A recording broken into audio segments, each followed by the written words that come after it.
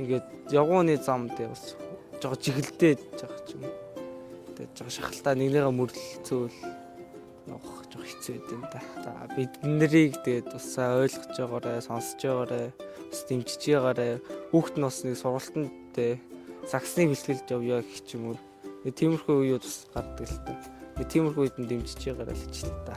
Бид нэр дотроо бодож явдаг одоо ингээд найзуудын асуудал ч юм уу ямар нэг юм ерөөсөө ингээд найзуудтайгаа л ярихнаас эцэгч та ерөөсөө ингээд зөвлөлдөж ярьж чаддгүй.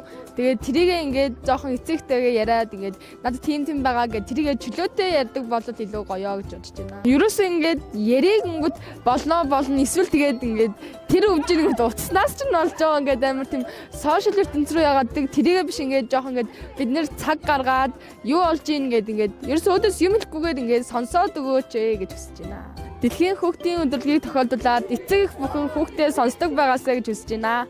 Одоо дугуйны зам хэрэгтэй л байх л та. Дугуйны замгаа болохоор ингээд хүүхдийн одоо энэ алтдаг замаар гарахаар ингээд тийм загинж магнаад амар ядаргаатай байдаг. Тэгэхээр дугуйны зам бүтээчүүл юм бол гайгүй л юм гэж бодчих. Дугуйн зам дээр хүмүүс ингээд амар их явдаг. Холдооч ихээр уурлааддаг. Тэгээд дугуйн зам юу нь бол амар ховор байдаг болохоор зөвхөн төв замар л байдаг болохоор юу нь бол захрахад бол байдаг болохоор хэцүү. Одоо хүмүүсээ одоо дугуйн замаар бити алхаатай л да. Наад жоох орк хэлбэр шүү гэж хэлээ да.